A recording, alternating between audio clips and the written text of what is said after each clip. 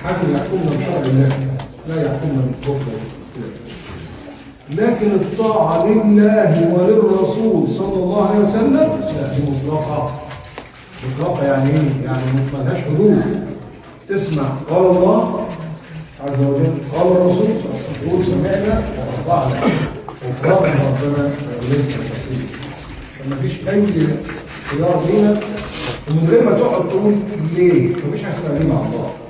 دي حاجة اسمها سمعنا وأطعنا. إن في حاجات كتير جدا جدا احنا ما نعرفش ايه الفجر ركعتين مع ان احنا قايمين الصبح يعني لسه النشاط والظهر 4 في عز الشغل. المرأة الحائض تعيد الصيام لكن ما تعيدش الصلاة. نمسح على الخف من فوق ومن تحت. المهم سمعنا وأطعنا غفرانك ربنا وإليك المصير. الدرس اللي بعد كده ايه؟ استشعار الصيام. استشعار يعني ايه استشعار؟ يعني احس بالصيام، اعيش الصيام. ازاي؟ انت لما بتصلي تستشعر الصلاه. بتصلي وراك حاجه بتعملها بتاع شهر خلاص انا هصلي ان شاء الله. حتى بيقولوا يعني لما بتعمل ده كده تكونيها ورا كانك جبت الدنيا كلها ولفت ورا.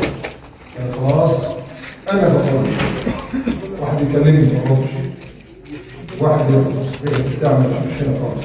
انا مستشعر الصلاه الله سمع الله ها بس لا انا خلصت الصلاه. زي ما تروح تعمل عمره او حج بتلبس الاحرام.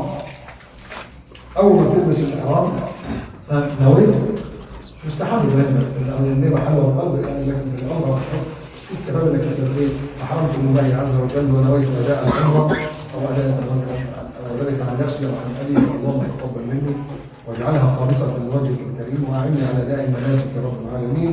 واللهم حلني حيث حبستني عشان ممكن ما تتمش العمر يبقى عليك هدي بعد كده وبتاع. طيب اول ما تخلص الكلام ده لبيك اللهم لبيك لبيك لا شريك لك لبيك كده انا محرم. واحد عايز يحط لي ريحه البس محيط لا محيط لا حط ريحه لا بص ضوافري لا ما اقربش من المرافق انا محرم استشعار الاحرام. واضح المسائل دول استشعر بقى الصيام ان انت صايم وتفخر انك انت صايم. عشان كده النبي عليه الصلاه والسلام كان مسلم قال لي اذا كان صائما احدكم فان قاتله احد يعني واحد يتعارك معاك او بتاع كان ممكن يعمل ايه؟ تسكت ما تردش عليه ما تقولوش لا. النبي صلى الله عليه وسلم يقول ايه؟ اني صائم اني صائم اني صائم. ليه؟ استشعر معنى الصيام ان انا صايم. انا ساعات وانا ماشي في البيت والناس بتاع اقول لنفسي حاجه اللهم اني صايم اللهم اني صايم الحمد لله. الاكل ده الله انا ممتنع بالطعام والشراب والزوج اهم شهوتين شهوه البطن وشهوه الفرج. اللهم اني صائم استشعار نعمه الصيام دي برضه خلي بالك منها. هي حياتك كلها كده في رمضان. احنا في رمضان بنتصحى قال صلى الله عليه وسلم حديث البخاري ومسلم تصحروا فان في السحور بركه. والسحور ايه؟ اللي هو يا اما اكله السحور يا اما وقت السحور في بركه. انت لو قمت الصحه خدت الاثنين قمت في وقت السحور وكلت سحور. حتى انا بنصح الاخوات دايما اقول لها لما ترضعي صح الولد او البنت مش حسون بعين لسه بيرضع لكن يرضع في وقت السحور يوم ربنا يجعل فيه البركه ويجعل في بطنه البركه. تصحروا فإن في السحور بركه. وقال صلى الله عليه وسلم صحيح مسلم فصل بين صيامنا وصيام أكل وصيام فصل بين صيامنا وصيام أهل الكتاب أكلة السحور.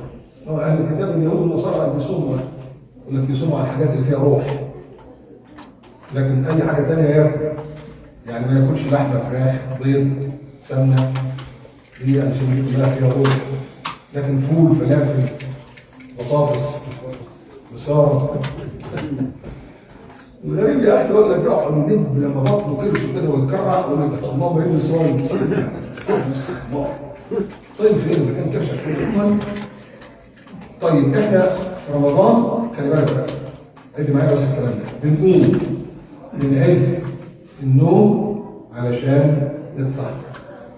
تمام؟ 30 يوم بنقوم من عز النوم علشان نتصحى. بنقوم من عز النوم علشان نتصحى. 30 يوم تعودنا خلاص. تمام؟ بعد رمضان مفيش سحور. بس انت اتعودت تقوم من عز النوم علشان تتصحى. قوم بقى بعد رمضان من عز النوم علشان تصلي الفجر حاضر في المسجد. في المسجد. يقول لك لما انا بصلي الفجر في البيت، وانت اخت ولا اخ انت؟ انت اخ. اللهم فين من المساجد هيامرنا من يعمل مساجد. لما يعمروا مساجد الله من امن الله واليوم الاخر. البيوت قبل ان ترفع واذكر ربك دي في التوبه والثاني في النور، سوره النور. مين هيعمر مساجد الله؟ وما تقوليش بقى لا والله اصل ما بقدرش انا اقوم بالحكمه. ما تقدرش، ما انت قمت. ما انت قمت عشان الصح. مش قمت عشان الصح. طب ليه امك انك تتصحى ويقدرك انك تقوم من عز النوم علشان تاكل، قوم من عز النوم علشان تصلي الفجر حاضر في المسجد. يا اخوه يعني انا ببقى زعلان والله. انا عشت في امريكا 5 سنين هي اسلام هناك، يعني ماسك 3 مراكز يعني. فكنت بقوم عشان الفجر عشان اصلي في المسجد، بس انا مش مثلا تنزل تلاقي المسجد تحتيه كيلو ولا بتاع، لا تاخد العربيه وتمشي شوف كام كيلو عشان ما توصل الجامع. وانا رايح الجامع الساعه كام؟ الساعه 5 الفجر. تلاقي بقى واحده عجوزه كده عندها 80 سنه وقايمه ايه بتفسح الكلب. الكلب هو عايز يتفسح. الكلب يعني خلاص ما بقتش الوقت ده. تقوم تفسحها. انا بقى ساعتها الله عز وجل قلت يا ربي وهي دي قايمه صح. الفجر قايمه معانا اهو، بس ما بنصليش مش هناخد الاجر ولا الثواب. والمسلمين نايمين في البتاع ده عمال يشخر. كل واحد بيعمل يبرر بقى، اللي يقول لك لا اصل فاكر بالذات اللي بتعملها اصل مش واخد بالك انت خلص. انت لو نايم في عز النوم وجالك اسهال هتعمل ايه؟ هتجري. تقول يعني كل راحه كده وانا لا هتجري. وربنا يوصل اصلا ما يكونش حد جوه عنده امساك.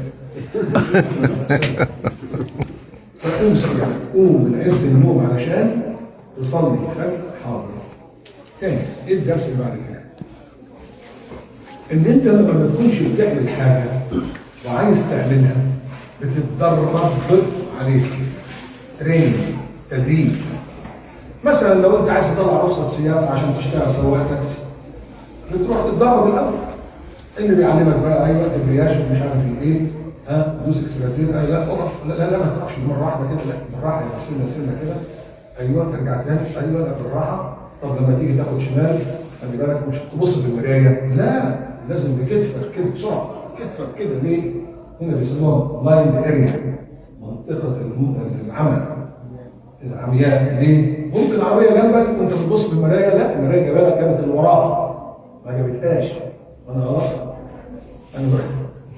انا بسوق من اواخر السبعينات. لما رحت امريكا 2001 سقطت اول مره، سقطت ثاني مره، سقطت ثالث مره. ليه؟ بحذافير السياق. يعني بقول لك ايه؟ ميكا ليفت بص شمال، فانا ابص شمال كده جنب احسن. ايه ده؟ لازم كتفك مش بوشك كده، كتفك يعني. المهم هتتعلم بقى ايه؟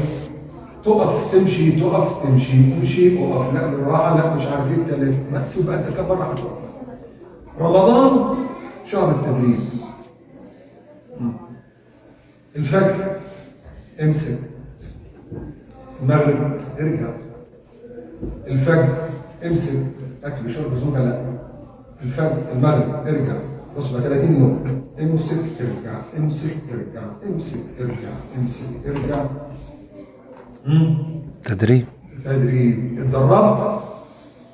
اتدربت تمام، يلا خد الرخصه وسوق بقى. طب يبان عليك اثر التدريب امتى؟ بعد التدريب. هيبان عليك اثر رمضان بعد رمضان، مش دلوقتي، بعد رمضان. هيبان بقى انت اتدربت حلو قوي كده، ولا واحد بقى قاعد يتدرب في السياقه، واول ما اتدرب واول ما طلع بالعربيه طلع فوق الرصيف ودخل المحل كسر وخبط في الناس. طب يبقى ده ضرب ده ولا بقول لك واحد زي كده يعني عمل حادثه موت 200 واحد، فالظابط مش غبي يا حوار 30 بيتك يعني ازاي يعني؟ قال له طب يا باشا قول لي بس وانا اقول لك انا ايه اللي حصل؟ قال له ايه اللي حصل؟ قال له ما اضحكش عليك انا كنت بجري صح، كان على 120 130 صح، ما نزلش، لكن كده دوست فرامل ما لقيتش فرامل، فلقيت واحد واقف كده اللي على الرصيف اليمين وفرح في 200 واحد على الشمال، اخش في مين؟ قال له تخش في الواقف على البتاع. قال له انت اللي قلت. جيت اخش فيه راح داخل الفرع اسيبه رحت داخل وراه خلصت على 200. انت بقى هيبان عليك اثر التدريب، هيبان عليك اثر التدريب بعد ما واضح. احنا اتكلمنا عن 3 دلوقتي ولا 4؟ نكمل.